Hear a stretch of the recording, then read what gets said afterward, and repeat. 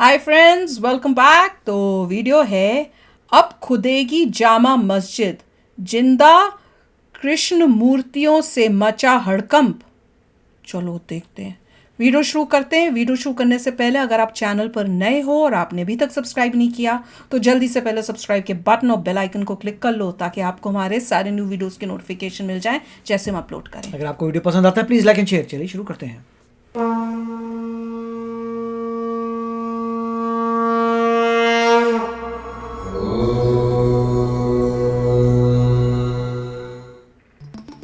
मुगल काल में बनी हर एक मस्जिद के नीचे गहरे राज छिपे हुए। ये बात हिंदुओं के अलावा मुस्लिम भी अच्छी तरह से जानते हैं।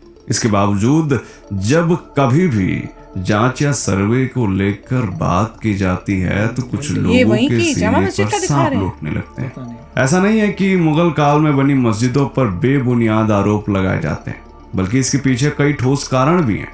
मुगल काल में किस कदर धर्मांतरण हुए, किस कदर नरसंहार हुए और किस कदर हमारे मंदिर तोड़े गए, इन सब का काला इतिहास मौजूद है, साक्ष्य मौजूद हैं। इसके बावजूद हम न्याय के लिए दर दर भटक रहे हैं।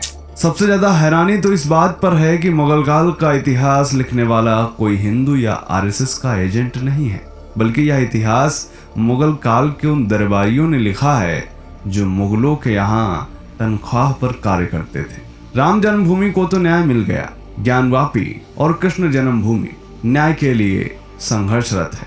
इसके अलावा एक और मस्जिद अब विवादों में घिर गई है और जल्द ही इस पर भी सुनवाई होने वाली है। आखिर क्या है पूरा मामला और कौन सी है वह मस्जिद, जानने के लिए बने रहिए हमारे साथ वीडियो के अंत तक और कमेंट में जय श्री कृष्ण अवश्य लिखें।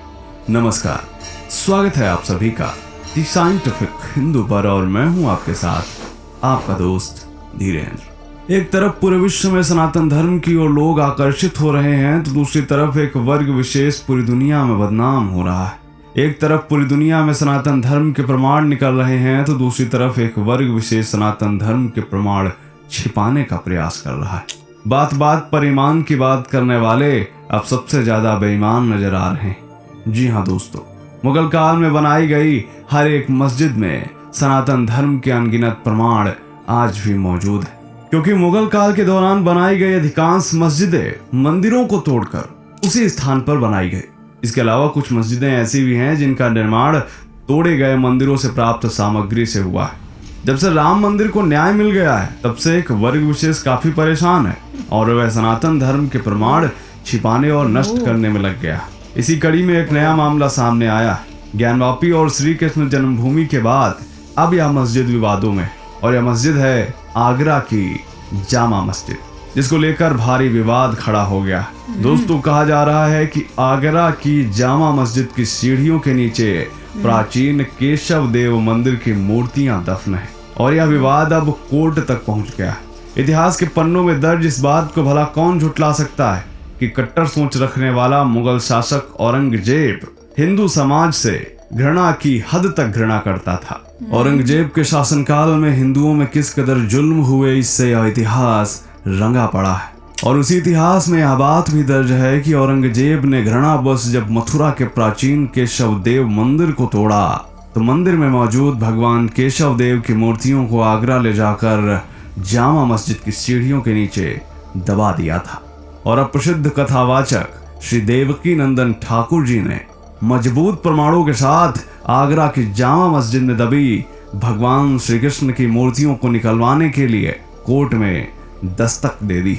न्यायालय ने देवकी नंदन ठाकुर का मामला स्वीकार कर लिया और कोर्ट ने जामा मस्जिद इंतजामिया कमेटी, छोटी मस्जिद दीवाने खास, जहां आरा मस्जिद आगरा किला, यूपी सेंट्रल वक्फ बोर्ड लखनऊ और श्री कृष्ण सेवा संस्थान को नोटिस भेजकर 31 मई तक अपना पक्ष रखने को कहा। गौरतलब है कि कथावाचक श्री देवकी नंदन ठाकुर ने ऐतिहासिक प्रमाणों के साथ काफी अहम सबूत कोर्ट में पेश किए हैं। उन्होंने प्रार्थना पत्र देते हुए न्यायालय से कहा है कि वर्ष 1670 में औरंगजेब ने मथुरा में हिंदुओं के आराध्य भगवान श्री कृष्ण के जन्म स्थान पर बने प्राचीन केशव मंदिर को तोड़कर उस स्थान पर मस्जिद बनवा दी थी। मथुरा हिंदुओं का पवित्र तीर्थ स्थान है। यह जानते हुए भी औरंगजेब ने इसका नाम बदलकर इस्लामाबाद कर दिया था। जहांआरा बेगम मस्जिद, जिसे वर्तमान में शाही मस्जिद ईदगाह के नाम से जाना जाता है, वह भगवान केशव देव मंदिर को तोड़कर उसी स्थान पर बनाई गई है। और मंदिर से प्राप्त केशव देव मूर्तियों को आगरा की जामा मस्जिद में दबाने का सारा विवरण फारसी में लिखित पुस्तक माशिरे आलमगिरी में स्पष्ट तौर पर दर्ज है। यहाँ ध्यान देने वाली बात यह है कि इस पुस्तक को औरंगजेब के दरबारी मुश्ताक खान ने लिखा है। इसके अलावा विदेशी लेखक फ्रेंकोस गौरियर की पुस्तक औरंगजेब आइकोनलिज्म समेत कई भारतीय इतिहासकारों की पुस्तकों में भी इस प्रकरण का उल्लेख मिलता है। दोस्तों, श्री कृष्ण जन्मभूमि संरक्षित सेवा ट्रस्ट के अध्यक्ष श्री देवकी नंदन ठाकुर जी ने 11 मई को न्यायालय सिविल जज आगरा में वाद दायर किया, जिसमें आगरा मस्जिद में दबाई गई भगवान केशव देव की मूर्तियों को वापस दिलवाने की प्रार्थना की है। यहाँ बता दें कि देवकी नंदन ठाकुर ने इससे पहले अप्रैल में आगरा में कथा के दौरान मुस्लिम समुदाय से अपील भी की थी कि वह भाईचारा निभाते हुए मस्जिद की सीढ़ियों को खुदवा कर भगवान केशव देव की मूर्तियों को हिंदू समाज को सौंप दें, जिससे मथुरा में उन विग्रहों की सेवा पूजा की जा सके। इस दौरान उन्होंने यह भी कहा था कि सीढ़ियों की खुदाई में जो भी खर्च लगता है वह मैं देने को तैयार हूँ। देवकी नंदन ने मीडिया को बताया कि मुस्लिम समाज की ओर से जब कोई सकारात्मक जवाब नहीं आया तो मजबूरन अब हमें संविधान का सहारा लेना पड़ा है, और इस लड़ाई के लिए हमने श्री कृष्ण जन्मभूमि संरक्षित सेवा ट्रस्ट बनाया है, जो आगरा के कोर्ट में कानूनी लड़ाई लड़ेगा। फिलहाल सबकी निगाहें मुस्लिम पक्ष पर टिकी हैं, क्योंकि 31 मई तक सीढ़ियों के नीचे दबे विग्रह मामले में मुस्लिम पक्ष को कोर्ट में अपना पक्ष रखना। देवकी नंदन ठाकुर जी ने कहा है कि यह सनातन धर्म और हिंदुओं का अपमान ही है कि मुस्लिम समाज के लोग उन्हीं सीढ़ियों पर चढ़कर मस्जिद में जाते हैं, जिनके नीचे हमारे आराध्य भगवान की पवित्र मूर्तियां दबी। तो हम लोगों ने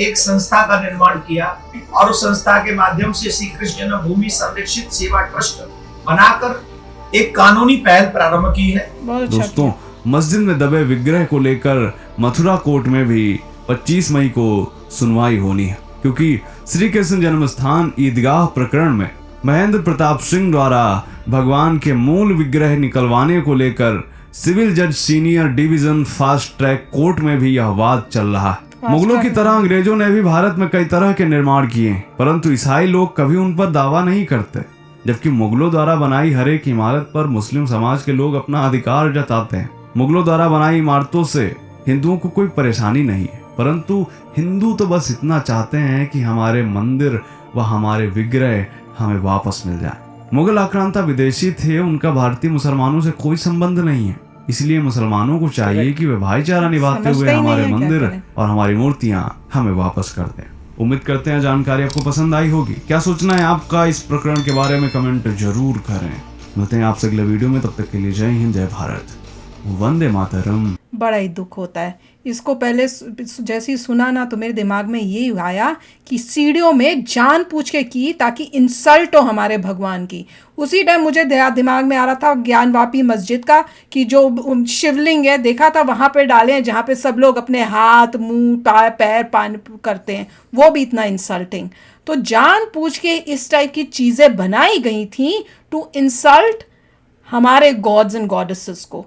और जब है कह रहे हैं कि लिखे हुए प्रूफ्स हैं उस टाइम के कि भैया यहाँ पे डाला है, तो क्यों ना निकाल के चेक किया जाए, होना चाहिए। और उन्होंने बहुत अच्छा किया, इन्होंने देखो कितना अच्छा स्टेप किया कि पहले उनसे रिक्वेस्ट की कि आप खुद भाईचारा दिखाओ, नहीं किया उन्होंने, देखो तो सही। और यहाँ तक बोला कि जो खर्चा होगा हम देंगे, उसके बावजूद कोई जवाब तक नहीं दिया। तो अब जो है अब कोर्ट में जाके अब उनको अगर जब वो निकलेंगी तो जिस तरह से ये इन्होंने रिस्पॉन्ड किया है उससे उनके शर्म से आंखें झुकेंगी कि हमने ये क्या किया। देखिए, अगर मैंने पहले भी प्रश्न पूछा था कि मुगल जो थे उनकी भाषा क्या थी, अगर आप दुनिया कहती है उर्दू तो वो रॉन्ग है।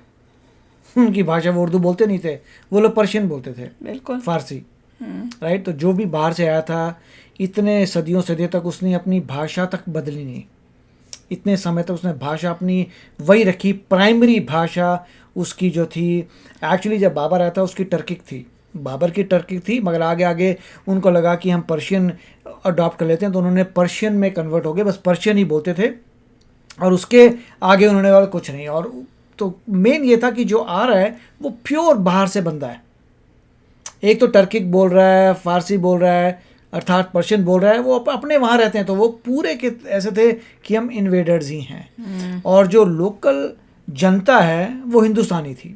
और लोकल लोगों को ये समझना पड़ेगा कि भैया मेरा कोई कनेक्शन नहीं है उस राजा महाराजा से, मैं हिंदू था पहले, मैं हिंदू था, और जो भी मजबूरी रही होगी, जो भी पॉइंट रहा होगा, उससे मैं कन्वर्ट मैंने किया है।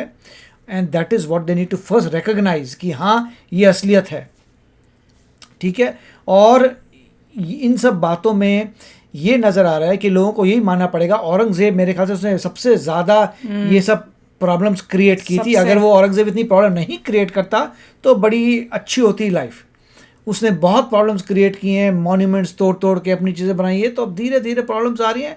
आई डोंट नो लॉ क्या बोलता है, मैंने पहले भी कहा था, तो लॉ को देखना पड़ेगा। लॉ क्या बोलता है कि अगर आपको किसी और के रिलीजियस इंस्टीट्यूशन के नीचे ओरिजिनल रिलीजियस इंस्टीट्यूशन मिले तब क्या पॉलिसी है, क्या उसमें तब क्या करेगा कोर्ट, आई डोंट नो। एक उनको यूनिफॉर्म बनाना चाहिए, भाई ये यूनिफॉर्म है कि अगर कहीं पर भी आपको नज़र आता है एक कम्युनिटी के मॉन्यूमेंट हैं, उसके नीचे दूसरी कम्युनिटी का मॉन्यूमेंट है, तो क्या सोल्यूशन है? जो दूसरी क्या कम्युनिटी तुम बोलोगे जो ओरिजिनल है, जो ओरिजिनल था, क्या वही रहेगा कि नया ही चलता रहेगा? नहीं, नया कैसे चल सकता है? मेरा तो ये that एक will be injustice. लीगली किसी को, गवर्नमेंट को निकालना चाहिए, भाई ये रूल है हमारा कि अगर आप प्रूफ कर दो कि ओरिजिनल है तो ओरिजिनल को मिल जाएगा, समथिंग लाइक ओरिजिनल मिलना चाहिए भैया, कोई डाउट की बात ही नहीं, ओरिजिनल को मिलना चाहिए। तुमने दादागिरी करके अनलॉफुली वो किसी चीज आई डोंट को नो, हड़प ये मेरे ख्याल से लिया। लीगल पॉइंट होना है। तो चाहिए। और लीगली एक यूनिफॉर्म आंसर आना चाहिए कि अगर कोई प्रूफ कर देता है कि ओरिजिनल बंदे का था तो ओरिजिनल बंदे को मिल जाएगा, कितना इंसल्ट किया समथिंग है। Like that. बहुत ही इंसल्टिंग है जिस तरह से किया है। और अगर ये रूल नहीं बनता तो हम सुनना चाहेंगे क्या रूल तो बनता है? बनना चाहिए। क्या रूल अगर नहीं बनेगा? बना तो फिर बनाओ भैया वो रूल, और जल्द बनाओ। और ये तो फास्ट ट्रैक में होना चाहिए, ये नहीं कि सालों सालों बैठ कोई भी के हम रूल लोग बनाओ जो सब एग्री कर ले, हाँ भी ये रूल ठीक है। तो चलो फ्रेंड्स, आप भी शेयर करना अपने थॉट्स। चलते हैं, मिलेंगे नेक्स्ट वीडियो में बहुत ही जल्द। Till then take care and bye bye. तो अगर आप मेरे इस चैनल पे नए हो तो जल्दी से सब्सक्राइब के बटन को हिट करो और बेल आइकन को क्लिक करो, ताकि आपको मेरा जब नया वीडियो मैं लगाऊं आपको उसके बारे में जल्दी से पता चल जाए।